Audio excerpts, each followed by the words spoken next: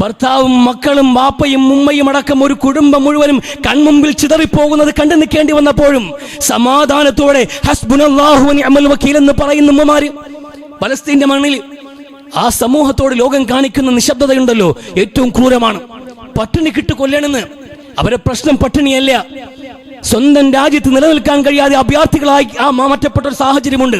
അതൊക്കെ സവിസ്തരം പ്രതിപാദിച്ചു പോയതാണ്. പക്ഷെ ഇന്ന് ഉപരോധം ഏർപ്പെടുത്തിയ ആ സമൂഹത്തിന്റെ അടിസ്ഥാന ആവശ്യങ്ങൾ പോലും വെള്ളവും ഭക്ഷണവും മരുന്നും പോലും നൽകാതെ ഒരു സമൂഹത്തെ പട്ടിണി കിട്ടി എല്ലും തോലുമാക്കി പട്ടിണി കിട്ടി ഇഞ്ചിഞ്ചായി കൊന്നു തള്ളുമ്പോ ആ പട്ടിണി കിടക്കുന്ന മനുഷ്യർക്ക് വേണ്ടി ശബ്ദിക്കാൻ ഇവിടെ ആളില്ല.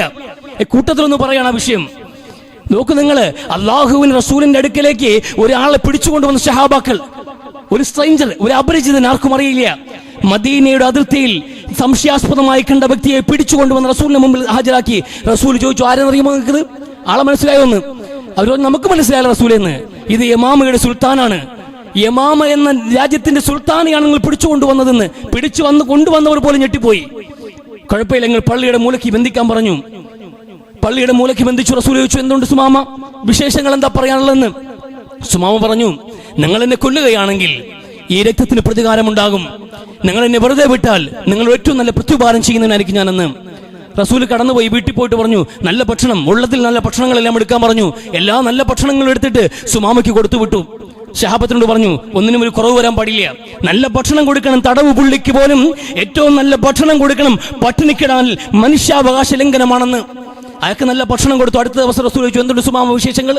സുമാമ പറഞ്ഞത്, നിങ്ങൾ എന്നെ കൊല്ലുകയാണെങ്കിൽ ഈ രക്തത്തിന് പ്രതികാരമുണ്ടാകും. പഴയ മറുപടി. റസൂൽ പിന്നെയും ഭക്ഷണമൊക്കെ കൊടുത്തുവിട്ടു. അടുത്ത ദിവസം പിന്നെയും ഒന്ന്, സുമാമ എന്തുണ്ട് പറയാൻ വിശേഷങ്ങളെന്ന്. അതേ മറുപടി. റസൂൽ പറഞ്ഞു, വിട്ടേക്കാൻ, അയാൾ അഴിച്ചു വിട്ടേക്കാൻ, അയാൾ പൊക്കോട്ടെ എന്ന്. അയാൾ അഴിച്ചുവിട്ടു. അയാൾ ബക്കയിലേക്ക് പോയി. ആ തോട്ടത്തിലെ അരുവിയിൽ നിന്ന് ഒതുവെടുത്ത് തിരിച്ചു വന്നിട്ട് അഷ്ഹദു അല്ലാ ഇലാഹ ഇല്ലല്ലാഹ് വ അന്ന മുഹമ്മദ് റസൂലുള്ളാഹി എന്ന്. ഇന്നലെ വരെ എനിക്ക് ഏറ്റവും വെറുക്കപ്പെട്ട മനുഷ്യൻ മുഹമ്മദ് ആയിരുന്നു സല്ലല്ലാഹു അലൈഹി വസല്ലം. ഇന്ന് എനിക്ക് ഏറ്റവും പ്രിയപ്പെട്ടവൻ അങ്ങാണ്. ഈ നാടാണ് ഞാൻ ഏറ്റവും വെറുത്തത്. ഇന്ന് എനിക്ക് ഏറ്റവും പ്രിയപ്പെട്ട നാട് മദീനയാണ്. ഞാൻ ഇസ്ലാമിലേക്ക് വന്നിരിക്കുന്നു റസൂലേ എന്ന്. ഞാൻ പുറപ്പെട്ടത് ഹജ്ജിന് ഉംറയ്ക്ക് വേണ്ടിയാണ് മക്കയിലേക്ക്. എനിക്ക് അനുവാദമുണ്ടെങ്കിൽ ഞാൻ ഉംറയ്ക്ക് പോകാമെന്ന്. പൊക്കോളാൻ പറഞ്ഞു. അദ്ദേഹം ഉംറയ്ക്ക് വന്ന് മക്കയുടെ നടുക്ക് നിന്നിട്ട് അയാൾ വിളിച്ചു പറഞ്ഞു, മക്കക്കാരുമായിട്ടുള്ള ഡീൽ ഇവിടെ അവസാനിക്കുകയാണ്, നിങ്ങളുമായിട്ടൊരു ബന്ധവുമില്ല, ഞാൻ മുസ്ലിം ആയിരിക്കുന്നു എന്ന്. യമാമയുടെ സുൽത്താന്റെ പ്രഖ്യാപനം പരസ്യമായി ഒറ്റയ്ക്കാണ്, ഒരു മനുഷ്യൻ തൊടില്ല. അത്രയും വലിയ എന്ത് ചെയ്യുന്നുണ്ട്, പവറുള്ള മനുഷ്യനാ. അതുകൊണ്ട് ഇന്ന് മുതൽ ഇനി അങ്ങോട്ട് നമ്മൾ തമ്മിലൊരു ബന്ധവുമില്ല, ഞാൻ മുസ്ലിമാണെന്ന്. ഇനി യമാമയിലേക്ക് കച്ചവടവുമായി ആരും വരണ്ട, ചരക്കുകൾ ഇങ്ങോട്ട് വിട്ടു നൽകില്ല എന്ന് അയാൾ പറഞ്ഞിട്ട് പോയി. ഇവർ പിന്നെയും പിറകെ പോയി നോക്കി, കിട്ടിയില്ല.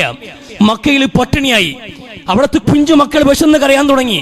ഈ അവസ്ഥയുണ്ടായപ്പോ ഒരു കത്തെഴുതി മുഹമ്മദ് നബി സല്ലല്ലാഹു അലൈഹി വസല്ലമയ്ക്ക്, കുടുംബബന്ധം ചേർക്കാൻ പഠിപ്പിക്കുന്നവരാണല്ലോ താങ്കൾ, നമ്മുടെ മക്കൾ പട്ടിണി കിടന്ന് കരയുകയാണ്, നമുക്കിവിടെ ഭക്ഷ്യക്ഷാമമാണ്, ധാന്യങ്ങളില്ല, കച്ചവട ബന്ധങ്ങളൊക്കെ വിച്ഛേദിച്ചുകൊണ്ട് സുമാമ കടന്നുപോയി എന്ന്. പുണ്യനബി സുമാമയ്ക്ക് കത്തെഴുതി, അരുത്, ശത്രുവാണെങ്കിൽ പോലും അവനെ പട്ടിണിക്കിടാൻ പാടില്ല, ഒരു മനുഷ്യ സമൂഹത്തിന്റെ അടിസ്ഥാന ആവശ്യങ്ങളായ മൗലിക ആവശ്യങ്ങൾ ലംഘിക്കാൻ പാടില്ല, അവരുമായി കച്ചവട ബന്ധം പുനഃസ്ഥാപിക്കണം, അവർക്ക് ആവശ്യമായ ധാന്യങ്ങൾ കയറ്റുമതി ചെയ്യണം. റസൂലിന് നിർദ്ദേശമുണ്ടായി. മക്കയിലേക്ക് സുലഭമായി ഭക്ഷണം എത്തിക്കൊണ്ടേയിരുന്നു. ശത്രുവിന്റെ പട്ടിണി അവസ്ഥ പോലും കൃത്യമായി പരിഗണിച്ചു വിശുദ്ധ ഇസ്ലാം. ഒരു പട്ടിക്ക് പോലും ഭക്ഷണം കൊടുത്ത, വിശക്കുന്ന നായ്ക്ക് ആഹാരം കൊടുത്താൽ സ്വർഗമുണ്ട് എന്ന് പുണ്യനബി സല്ലല്ലാഹു അലൈഹി വസല്ലം അങ്ങനെ പഠിപ്പിച്ചു വിട്ട ഒരു സമൂഹം മുസ്ലിമീങ്ങൾ. ഒരു മുസ്ലിമുള്ള നാട്ടിൽ ഒരാൾക്കും പട്ടിണി കടിക്കേണ്ടി വരാൻ പാടില്ല എന്ന് റസൂലുള്ളാഹി സ്വല്ലല്ലാഹു അലൈഹി വസല്ലം ഓരോ മുസ്ലിമും കഴിക്കാനിരിക്കുമ്പോൾ ചുറ്റുമുള്ള 40 വീട്ടുകാർക്ക് ഭക്ഷണമുണ്ടോ എന്ന് ആലോചിക്കണമെന്ന് പുണ്യനബി അങ്ങനെ പഠിപ്പിച്ചു പോയ മുസ്ലിം സമൂഹം ഇന്ന് പട്ടിണി കിടന്ന് മരിക്കുമ്പോ ഒരു പട്ടിക്കും ചോദിക്കാനില്ല, ഒരാൾക്കും ചോദിക്കാനില്ല. പട്ടിണി കിടന്ന് അവസ്ഥ ആലോചിക്കണം. നമ്മൾ ഈ കഥ കേൾക്കുമ്പോൾ കേൾക്കുന്നത് കൊണ്ട് നിങ്ങൾക്ക് മനസ്സിലാവൂല, അനുഭവിക്കുമ്പോഴേ മനസ്സിലാവുള്ളൂ. അനുഭവിക്കുമ്പോ ഒരു സമൂഹം വീടില്ല, കുടിയില്ല, ടെന്റുകളിൽ അവരെന്ത് ആണും പെണ്ണും ഒക്കെ എവിടെ ബാത്റൂം, എവിടെ കുളിക്കുന്നത്, എവിടെ ഒതുവെടുക്കുന്നത്, എവിടെ നമസ്കരിക്കുന്നത്, എവിടെ ഭക്ഷണം പാചകം ചെയ്യുന്നത്, എല്ലാം ഒരിടത്ത്. അങ്ങനെ ഗതികെട്ട ജന്മങ്ങളായി പലസ്തീൻ മക്കൾ ജീവിക്കുമ്പോ അറബ് രാജ്യങ്ങൾ 56ഓളം രാജ്യങ്ങൾക്ക് അധികാരം മുസ്ലിമീങ്ങള്. വലിയ വീട് പറയാനുണ്ട് നമുക്ക് ഒരുപാട്. മുസ്ലിമങ്ങൾക്ക് പാടെ മറന്നു കളഞ്ഞില്ലേ അവര്? പലസ്തീനികളെ നമ്മൾ പോലും പ്രാർത്ഥനയിൽ ഉൾപ്പെടുത്താറില്ലല്ലോ. സങ്കടങ്ങള് ആലോചിക്കേണ്ടേ? ഈ ലോകത്തിന്റെ ഈ മനുഷ്യാവകാശ ലംഘനങ്ങള് ഇതിന് ചോദ്യം ചെയ്യാൻ ഇവിടെ അറിയില്ല. എന്തൊക്കെ സംവിധാനങ്ങളുണ്ട്. Amnesty International, Human Rights Watch, human rights organisation, ആവശ്യത്തിലേറെ എന്ത് ചെയ്യുക, ആഗോളതലത്തിൽ വിശാലമായി നിൽക്കുന്ന മനുഷ്യാവകാശ സംഘടനകൾ, ഐക്യരാഷ്ട്രസഭയുണ്ട്. അങ്ങനെ എന്തൊക്കെ ഉണ്ട്. എന്ത് തേങ്ങ ഉണ്ടായിട്ട് എന്താ കാര്യം? മുസ്ലിമാണ് ചത്തു വീഴുന്നതെങ്കിൽ, പട്ടിണി കിടക്കുന്നത് മുസ്ലിമാണെങ്കിൽ, മുസ്ലിമാണ് ചിതറിത്തെറിക്കുന്നതെങ്കിൽ അവരാരും മനുഷ്യരല്ല എന്ന് മുൻവിധിയോടെ സമീപിക്കുന്ന ഇസ്രായേൽ ജൂത പരിശകൾ, അതടക്കമുള്ള ഇസ്ലാം വിരോധരും മുസ്ലിം വിരോധം വെച്ചു പുലർത്തുന്ന സംഘടനകൾ, സംവിധാനങ്ങൾ, അവരൊക്കെ ഒത്തുണങ്ങി പ്രവർത്തിക്കാണ്. പക്ഷെ മുസ്ലിങ്ങൾക്ക് അവിടെ എന്ത് പറ്റി?